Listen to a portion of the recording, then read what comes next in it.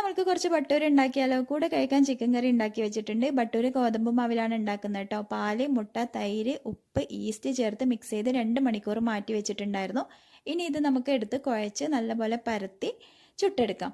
അപ്പോൾ ഇത് എൻ്റെ ബട്ടൂരയുടെ കാര്യം പറയാനാണെങ്കിൽ എനിക്ക് ഏറ്റവും ഈസി ആയിട്ട് ചെയ്യാൻ പറ്റുന്നതാണ് കേട്ടോ ബട്ടൂര എന്ന് പറയുന്നത്. അതെന്താണെന്ന് വെച്ചാൽ ഇതുപോലെ വലുതാക്കി പരത്തിയിട്ട് കട്ട് ചെയ്തിട്ടാണ് ഞാൻ ബട്ടൂര ഉണ്ടാക്കുന്നത്. വട്ടത്തിൽ തന്നെ വേണം എന്നുള്ള നിർബന്ധമൊന്നും ഇവിടെ ആർക്കും ഇല്ല കേട്ടോ. ഇതുപോലെ പല ഷേപ്പിലും പല വലിപ്പത്തിലായിരിക്കും എൻ്റെ ബട്ടൂര ഉണ്ടാവുക. അപ്പോൾ ഇതാ ഞാൻ പരത്തി എടുത്തിട്ടുണ്ട്. ഇനി നമുക്ക് കട്ട് ചെയ്തെടുക്കാം.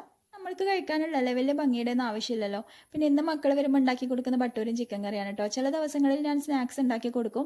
ചില ദിവസങ്ങളിൽ ഇതുപോലെ ആയിരിക്കും കേട്ടോ. രാത്രിയിൽ ഉണ്ടാക്കുന്ന പലഹാരം നേരത്തെ ഉണ്ടാക്കി വെക്കും, എന്നിട്ട് അതായിരിക്കും അവർക്ക് കൊടുക്കുന്നുണ്ടാവുക. ഇതുപോലെ ബട്ടൂർ ഉണ്ടാക്കുന്ന ദിവസം അവർ ഭയങ്കര ഹാപ്പി ആയിരിക്കും കേട്ടോ. അവർക്ക് ഏറ്റവും ഇഷ്ടമുള്ളതാണ് ബട്ടൂരും ചിക്കൻ കറി എന്ന് പറയുന്നത്. അപ്പോൾ ഇതാ ബട്ടൂരൊക്കെ ചുട്ടെടുത്തിട്ടുണ്ട്. ഞാൻ നേരത്തെ പറഞ്ഞതുപോലെ പല വലിപ്പവും പല ആകൃതിയൊക്കെ ആയിരിക്കും. അപ്പോൾ വീഡിയോ ഇഷ്ടപ്പെട്ടാൽ ഷെയർ ചെയ്യാനും ലൈക്ക് ചെയ്യാനും സബ്സ്ക്രൈബ് ചെയ്യാനൊന്നും മറക്കല്ലേ.